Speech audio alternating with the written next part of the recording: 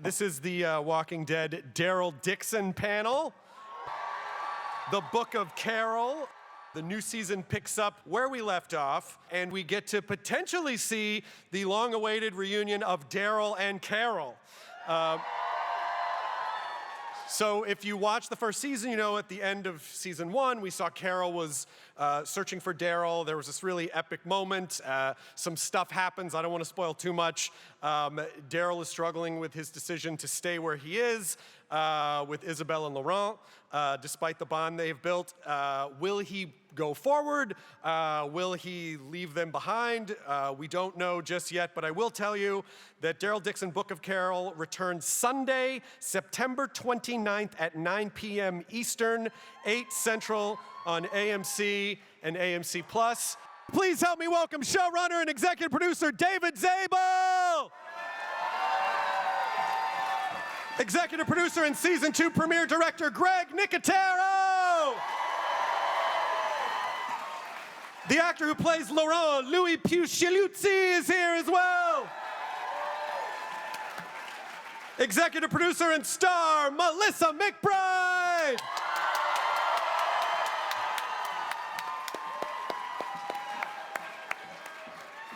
And of course, Daryl Dixon himself, Norman Reedus.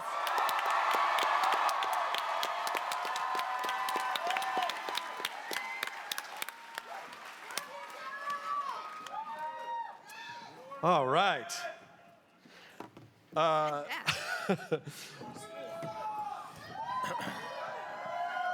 So David, let's talk about your approach to this season, you know, as opposed to last season. How you started, where it began, where it's going, just kind of any bird's eye view from your point of view. Well, one of the big things about season 2 was that we were going to fully introduce back into the fold Carol, played by Melissa McBride. And so that was kind of hard. That started rough a little bit. There was a lot of screaming and crying, and then Melissa told me everything was going to be all right. No, it was fantastic. It was actually so fantastic because really what we were doing was continuing a lot of the storylines that we were doing in season 1, but getting even deeper with them, with Norman's character. But at the same time, we had this great injection of energy from Carol searching for Daryl, and it was, for me, it was awesome because from the very beginning, Daryl and Carol were the two characters that I just loved most from the original show. So to have them both in season 2 was just super exciting, and I think you'll see that in season 2. It just is it's bonkers and awesome. And you hadn't worked with Melissa or Carol in the Walking Dead universe before. No, we hadn't worked before together, but we knew very early on what the plan was. So Melissa and I started talking about what the plan would be, and it was a real focus. The same thing with Norman in season 1, but in season 2 with Melissa, the idea was to be truthful and consistent with the characters that existed in The Walking Dead, but to tell their story moving forward, to allow them to change and evolve so that they weren't stuck in a rut. So a lot of what we talked about is, where has Carol been? Where is Carol now? Where is a place that Carol could go? And that's what season 2 really tracks for that character. Really, it ties together where she is at the end of The Walking Dead and where we find her in season 2, and then moves her forward from there. I'm sorry if this is a dumb question, but the weight of these two of the most iconic characters, not just in the Walking Dead universe, but on television. I mean, did you, when you saw that Melissa was coming back and to reunite, did the weight of that keep you up at night? Well, yes, it did keep me up at night. But the truth is, it's a gift because you've got characters that have so much behind them and actors who know those characters so well. So as a writer and as a showrunner, that's a tremendous head start that you're getting. But there is a responsibility to live up to the standards of The Walking Dead, the standards that Norman and Melissa had as actors creating these characters. So that's the part where you want to make sure that you don't let anybody down. You don't let the fans down. You don't let the actors down. You don't let the sort of history of the show down. And you have to, at least try to maintain the same standard and hopefully maybe even push it forward, or at least show a different color in certain ways. Are there new characters that you're able to announce? Yeah, Yes, we continue we get to deepen a lot of the characters who are only lightly introduced in season 1, but one new character who's very crucial is a character named Ash, who's played by Manish Dayal, who's from the show The Resident, and he, fabulous addition, and he plays a character that, for reasons that, if this is possible, both altruistic and self-serving, Carol becomes friendly with and forms a bond with.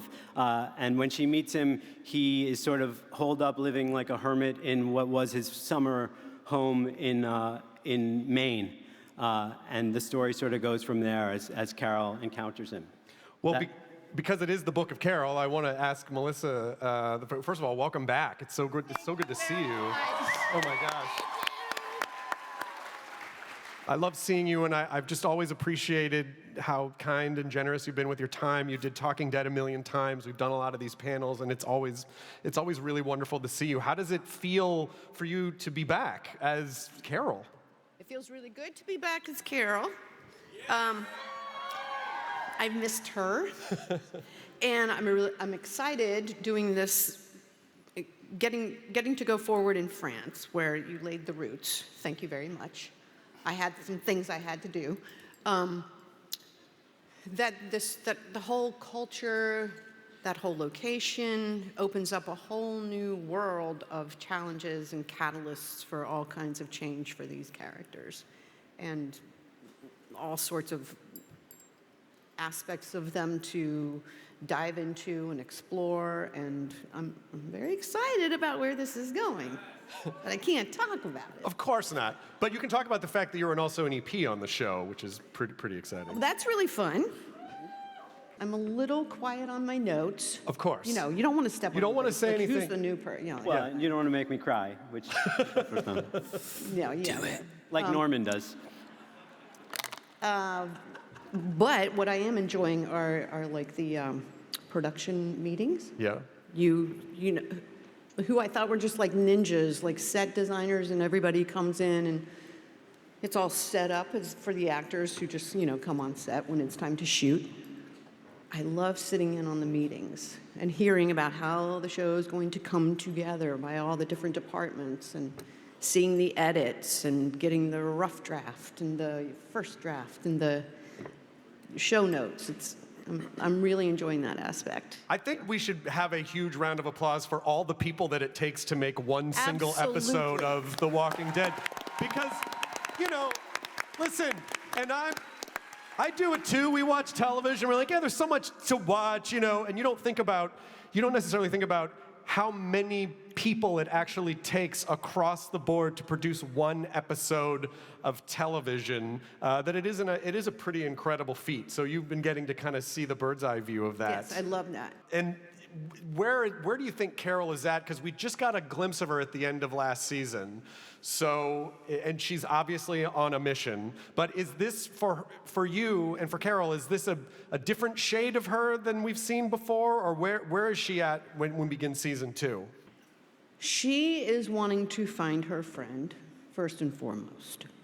And you're going to see different shades of Carol. You're going to see very familiar ones, but I think they're a little more saturated, if I could say. Okay. Yeah. How would you describe, Norman, how would you describe Daryl's mindset at the beginning of season 2? He was so, he really spent the whole first season like, I gotta get out of here, I gotta get home, I can't stay here. He reminded everyone who was like, please stay with us. No. And then at the very end, he's given the opportunity and he doesn't take it. So what is his mindset at the end? Hi, everyone. It's Norman Reedus. What's up? Thank you for coming to the panel. Love you too. I love you too. Thank you so much. Thank you. I was just at Taylor Swift in Frankfurt yesterday. Right? So I'm a little out of it. My mindset, Daryl's mindset, I think he's starting to, he sort of found a sense of family with the people that he's met in France. And he, what Louis' character Laurent represents is something so large to the people there. There's a mythology about him. He's a rumor. So not only is it the guilt of leaving these people that he cares about now, but also there's a very Braveheart type thing of, come on, get up, stand up, fight, you know? So there's a seriousness there, and there's also the relationship that he has with Clemence's character and Laurent. So part of him is, have I been gone so long that they've forgotten about me? I wonder how they're doing. I think, the relationship between Daryl and Carol is one that you don't necessarily have to see something in writing or hear something to know that something's wrong. Like, it's a feeling because they're that close. Some sort of cosmic energy that she knows something's up. And he's starting to maybe lose that feeling, because he's there so long. I was told that around 3:15, which it is almost now, that you were going to announce something. So please. Oh shit! Is that now? It is. All right, cool. So our show has been renewed for a third season, and we'll be filming in Spain. So the show's going to Spain for season 3. Super cool. Yeah. That's fantastic. And then, so for your job as an executive producer, are you getting some input and like, I think I'd like to go to Spain for a while? Like, are you, Greg's nodding, yes. I mean, I'm a big Costa Rica guy. We'd be filming in Costa Rica if I had my way. But Spain's awesome. And, we pick up where we left off.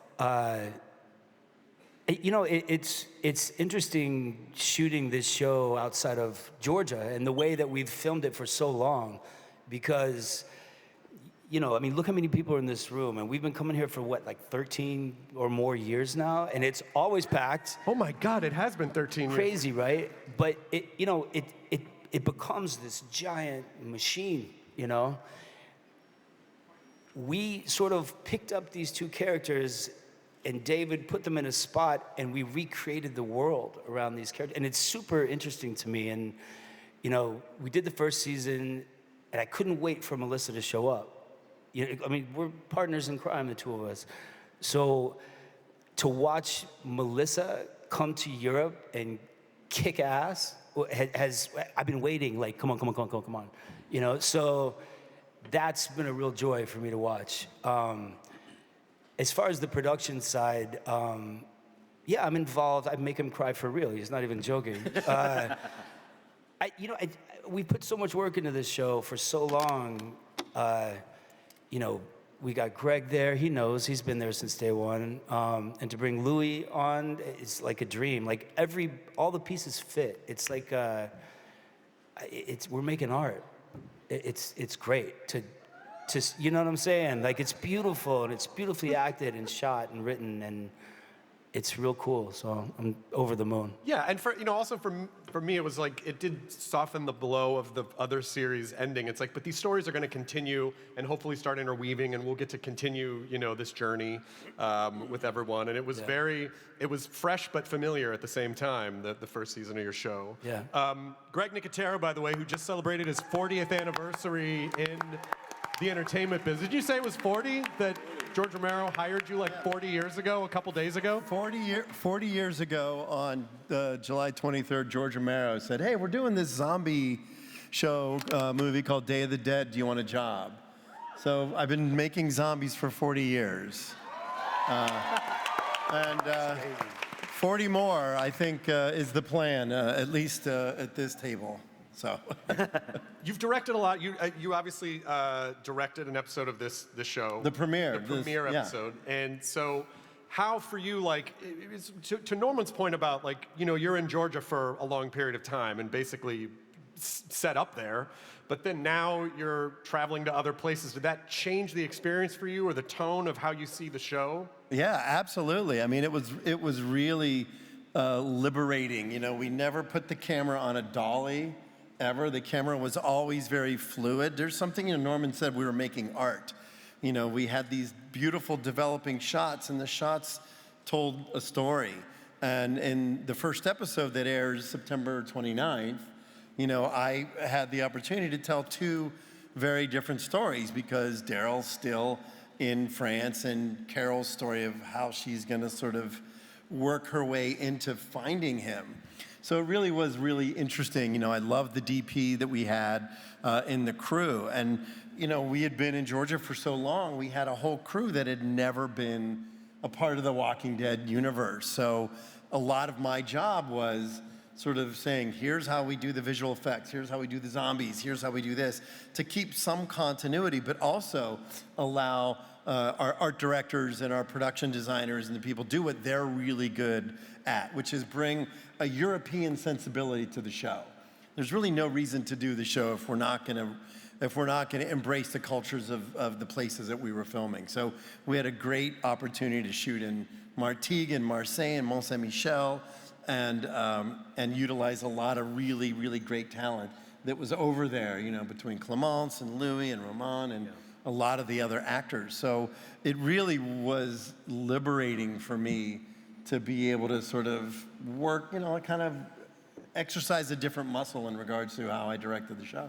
And I know obviously people always ask you about this, but since you are the architect of this, just like seeing different types of walkers, different types of zombies and how they've evolved and how environmentally they've been affected and how they start to, you know, there's burners and they have acid, and then we saw in the thing there were glowy ones. So like, can you talk about a little bit of that process of starting to, now that these characters have been with zombies for, you know, over a decade, maybe a decade and a half, how that's affected how they're also evolving? Yeah, well, they, you know, it's okay to change the rules every once in a while, as long as it's part of the story. And I think that's what David did really well, was sort of integrating these amped up zombies and this drug that they can inject and the burners, because all of a sudden you figure Carol and Daryl and these people have existed for over a decade knowing how to kill zombies. It's kind of like when we introduced the Whisperers. Everything's sort of out the window.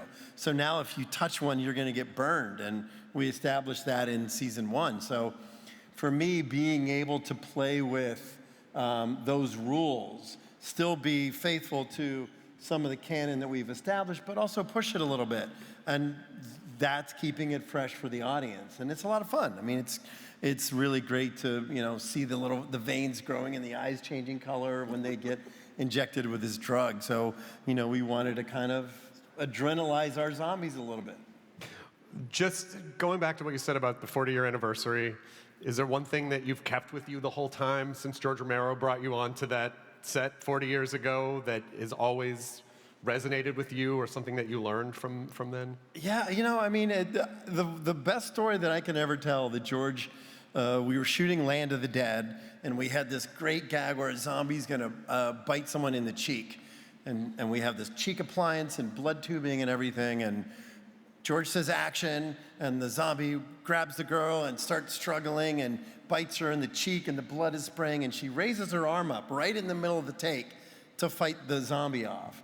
And George says, cut, great, love it, moving on. And he looks at me, and I was a little dejected, and he's like, what's the matter? I said, well, she kind of blocked the effect a little bit. So I was thinking of it as a special effects person.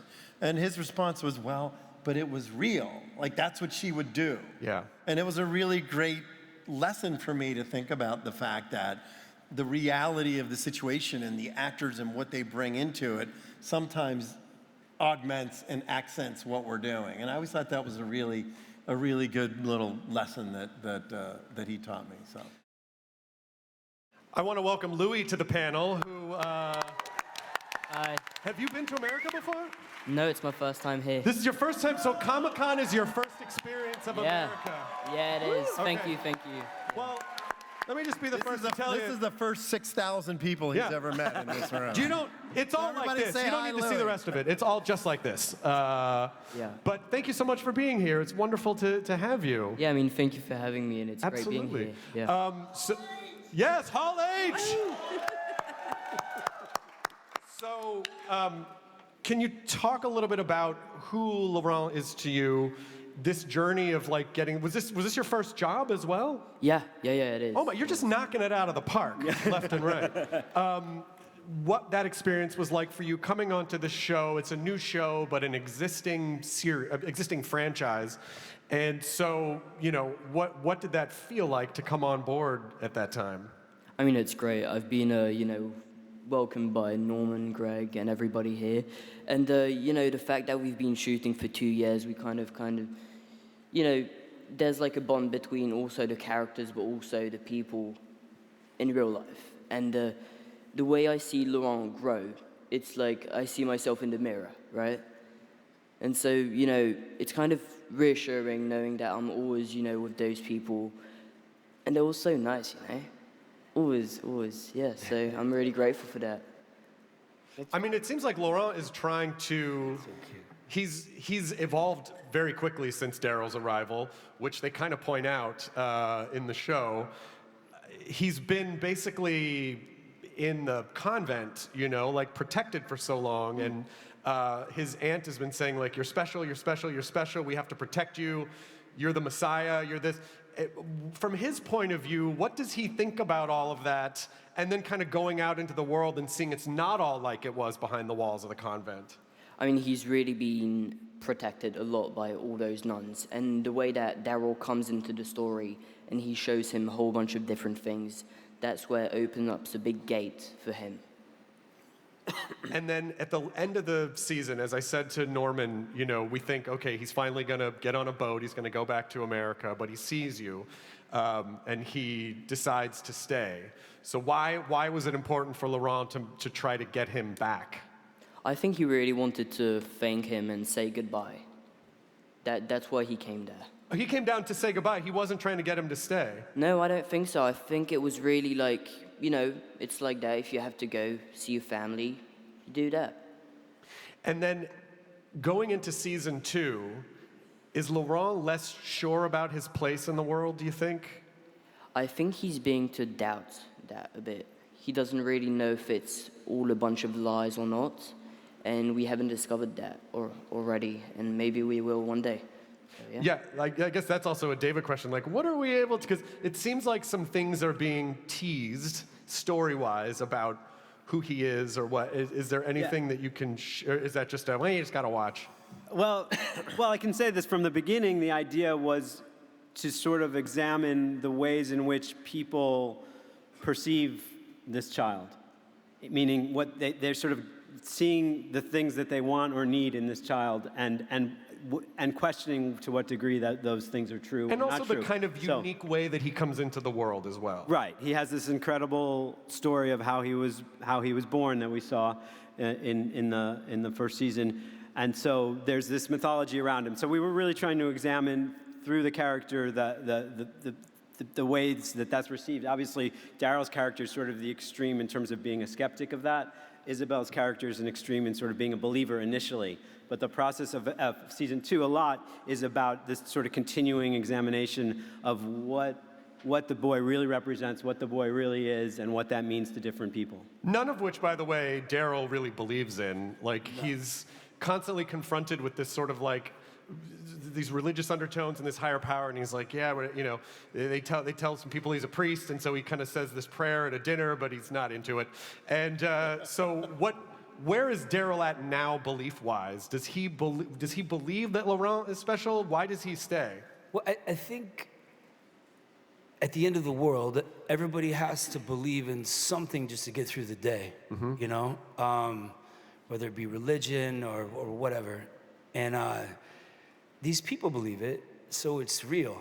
But I don't think Daryl believes it at all. And they see this kid with so much pressure on him to go out there and convince these people to stick up for themselves. And he's just a kid. Like, he's been raised by these nuns behind this wall. He has no idea what's even out there. But it's the belief of who he is so important to all these people. And, I've said it on this show for 15 years, like, it's your opportunity to stand on your own 2 feet, and what are you gonna fight for? What are you gonna believe in? Who are you gonna stick up for? What are you gonna walk away from? And these people, they put so much pressure on him, and he's watching all this stuff happen, which is a whole nother storyline upon itself with not just my character, but other characters. But it's interesting to hear him say he came to say goodbye, because I don't think we've ever talked about that.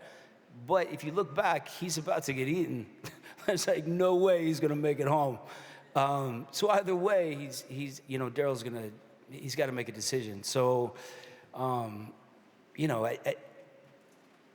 he doesn't buy it at all that he's the Messiah. Daryl's like, no, he's a kid. But one thing Leave him alone. One thing we talked about a lot at the beginning, I think that's, that Daryl is capable of acknowledging the value to these people of believing what they believe, even if he doesn't share the belief. Yeah. Like, that's part of what the relationship with Isabel is about, is that he recognizes, like, there was something that got her through and got this kid through a long period of difficult times since the Walkers came, and it was her faith that got her through. Even though he doesn't share the faith, he recognizes the value of the faith.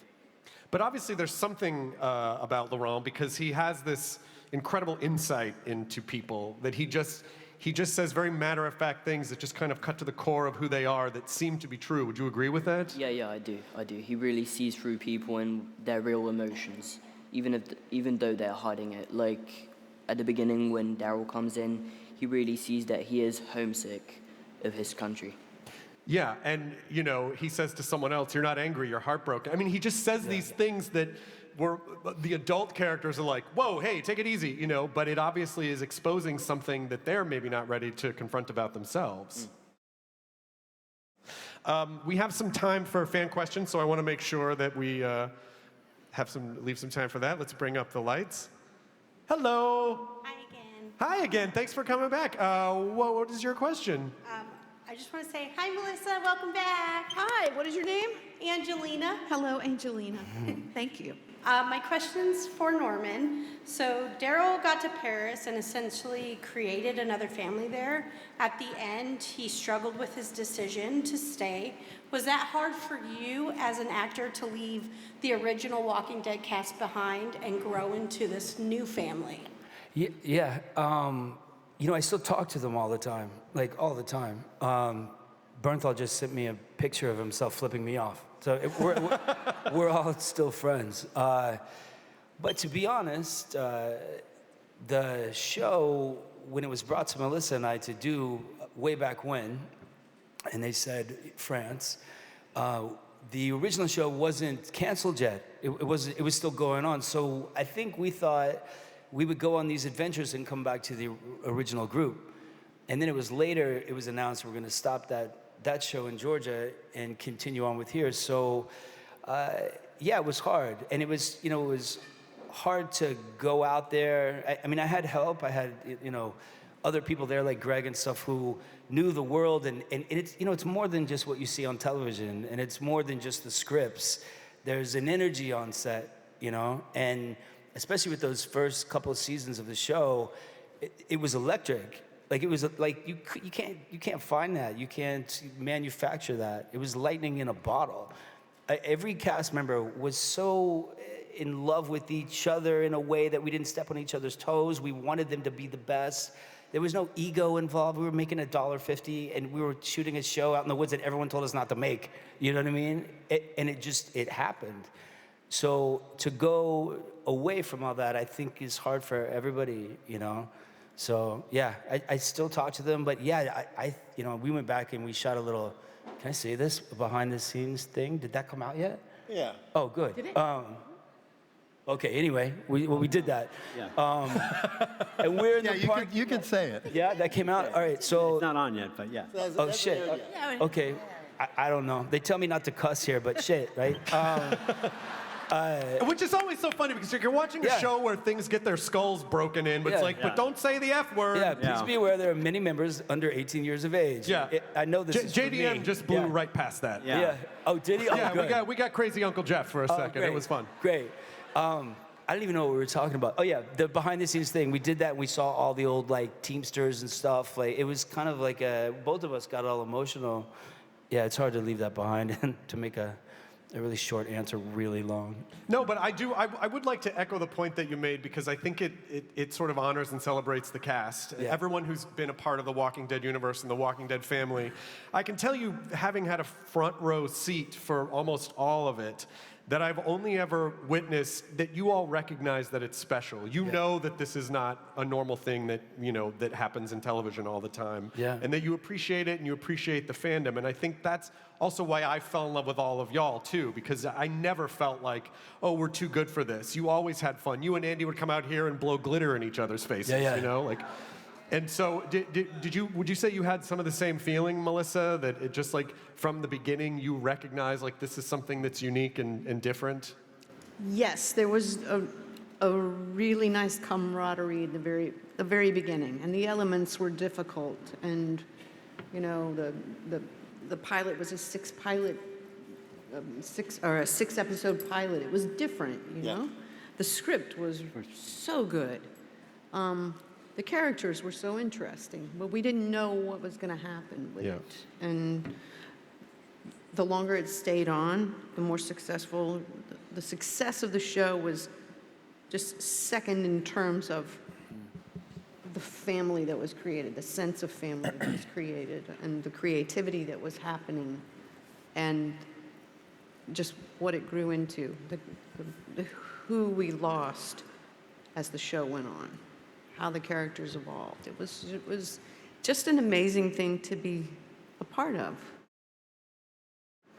I always You know what's funny too, Chris? If you think about season 1, we shot from June 1st until the middle of August. We only did 6 episodes. So in a 2.5 month span, we did the first 6 episodes. And then everybody went away. But it was those first 6 episodes that created the relationships that we all had. It was not very long. It wasn't like we were there for 7 months of filming with Andy and John and Sarah and Chandler and everybody. It was like a 10-week, 12-week thing, and we were in and out. And it's you guys too. Yeah. Like, because you have to understand, like, we would go in the woods and shoot the show and knock them out, and then we come to this, and we're like, oh shit, they like us. Like, let's keep going. Thank you, yeah.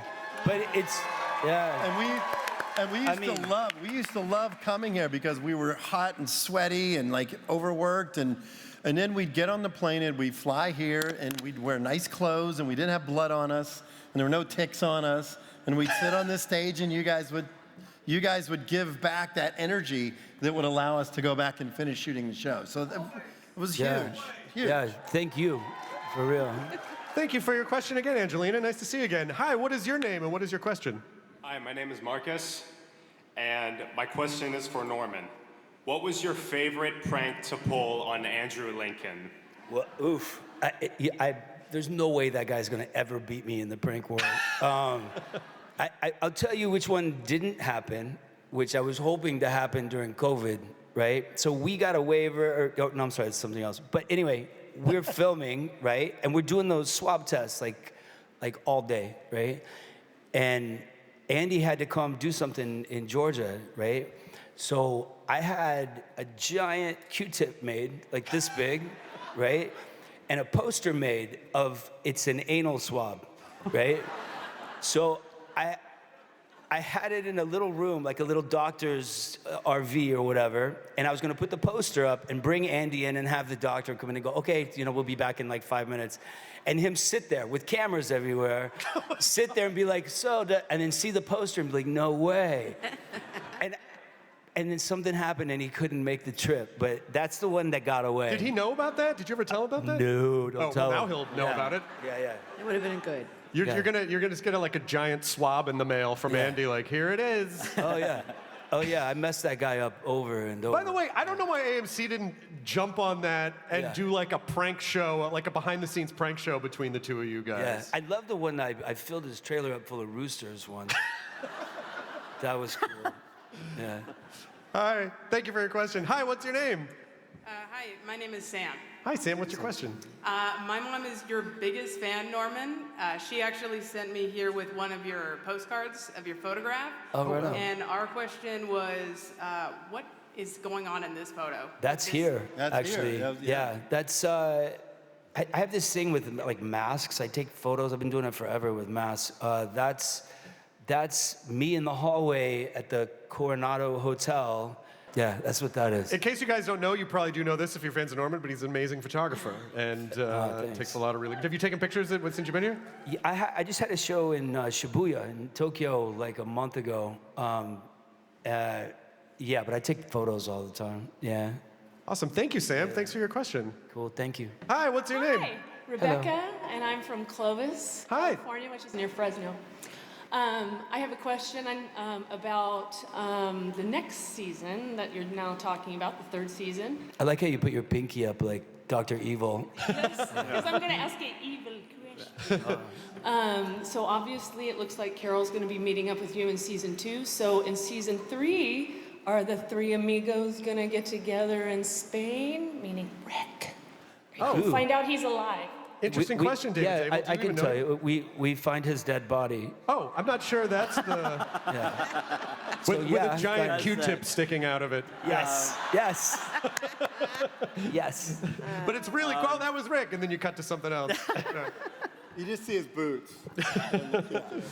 Are you able to comment Well, on that? I guess at all? all I can say to that is that and Scott Gimple, who's not here under the weather, but he would love to be here, and I and other people, I think, are always considering and talking about ways to connect characters from The Walking Dead in various iterations on these spin-offs. So it's always a conversation, but we're still figuring out season 3. So that's the best I can say is really, sometime in the future, I think it's safe to say, on Scott's behalf, that we hope that the characters will find ways to reconnect.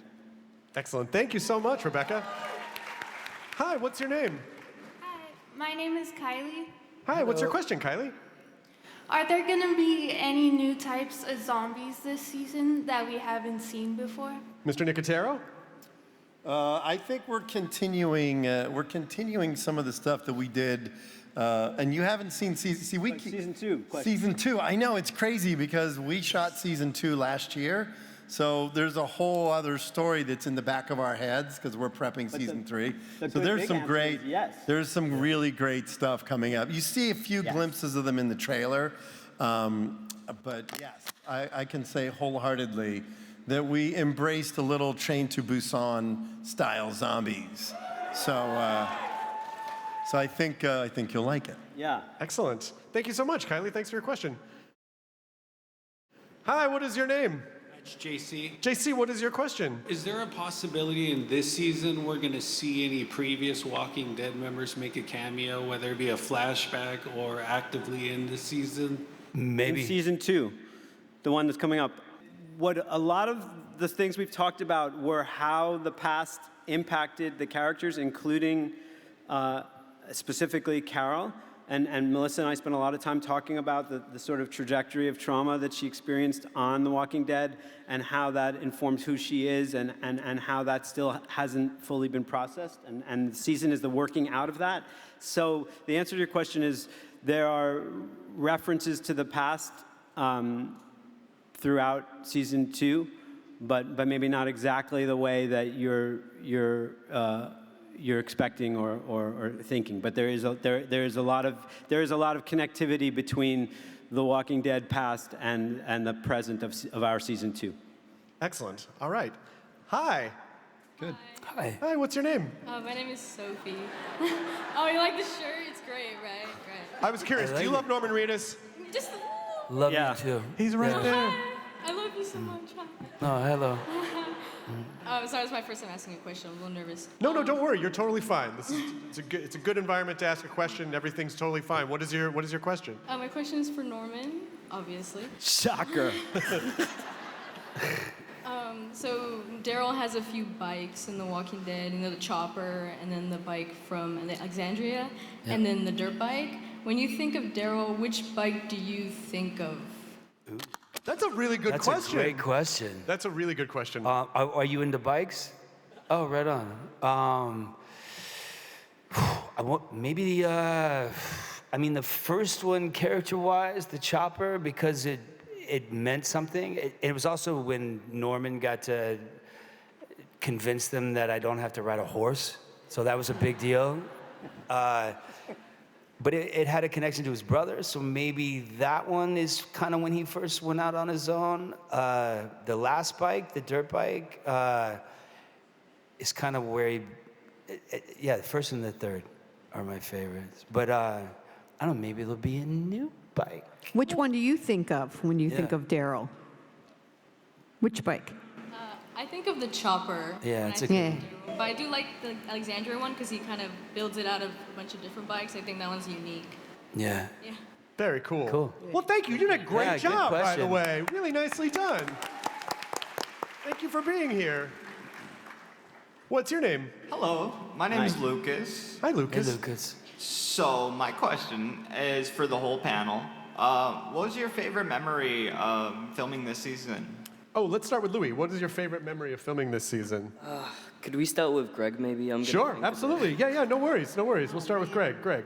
You know, it's interesting because in the first episode that you're going to see in season 2, there's a scene about 10 minutes in that was one of my favorite scenes to shoot. I can't really talk too much about it, but it goes to something that David was talking about earlier in terms of references to some other characters. So it was kind of recreating a moment that is classic to the original show. And it was wild for me to be there, remember when we shot it for real, and sort of recreate moments of it. So that was a lot of fun for me. Excellent. Melissa? There's a lot of memories.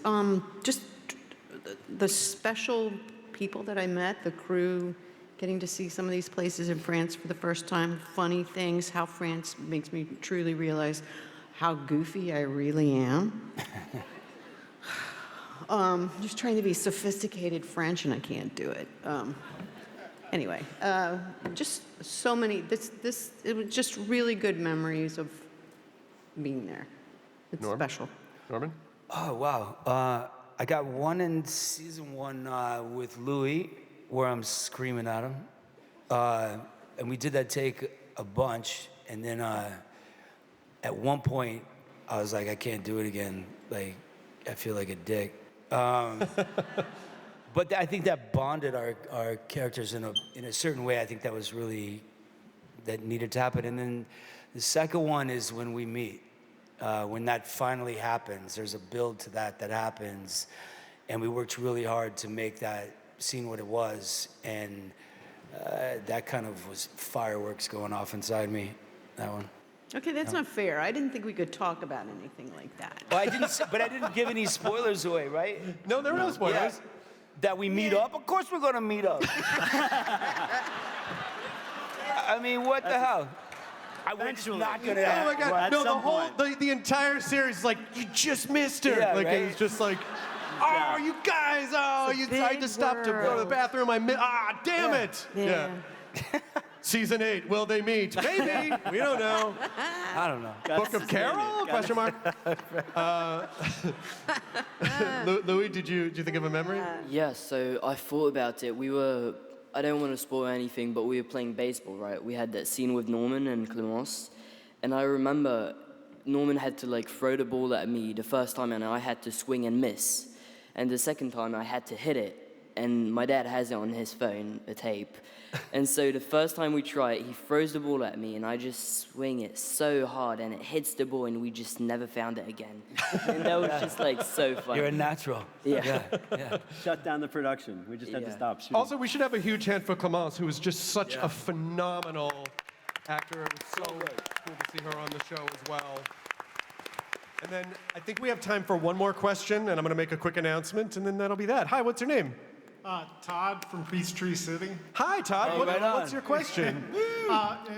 Norman and I share the same contractor, and I'm wondering how I get him to finish my basement. So, same the So I think what? you said you share the same contractor, and his question is, can you get the guy to finish his basement? In Georgia, never happened, bro. Don't talk. Yeah. No, but my real question is, Sean Patrick Flannery. Yeah. Like, you're talking about inter-universe He could finish your crossovers. basement, probably. But what about extra universe crossovers? Like, you could have him in. I think he's got the right kind of snake oil, sort of frenetic. I love Sean. You Catholicism. know, we're making a third Boondock Saints, by the way. What? Yeah. Yeah. It's the team behind John Wick. Like it's gonna be yeah, it's gonna be What big. a casual thing to just throw out there. Yeah. Oh, by the way, here's the thing you guys would probably really want to hear about. I think it came. I might have just blown that one too. Don't tell anybody. Don't tell anybody. Yeah. Ruh-roh. Yeah. The internet just exploded. Sorry. That's all right. Wow. Hey, did you think your question would result in an announcement of that magnitude? No. I thought they just talk shit about each other. Oh no, we love each other. Yeah. Like if you fuck with me, he'll kick your ass. Yeah. He's like my big brother for real. Just to translate, if you mess with him, he will kick your butt. Yeah. He'll fuck you up. He'll mess. He will hurt you in ways that might be difficult to recover from. That you might be in a less recognizable state, I think is what is condensed. I think that works. Lots of big announcements on the panel today. Your premiere date, which by the way is September 29th, Sunday, 9 p.m. Eastern, 8 Central for premiere of the second season of Daryl Dixon, The Book of Carol, and the announcement for season 3 in Spain. I'm just going to take video of this because this has been a really amazing panel. It's good to see everyone. Thank you so much for being here. Please help me. And thank you, David Zabel, and Norman, and Melissa, and Greg, and Louie. Thank you so much. Have a wonderful Comic-Con. Thank you. Woo. What? Yeah, why not? Thank you.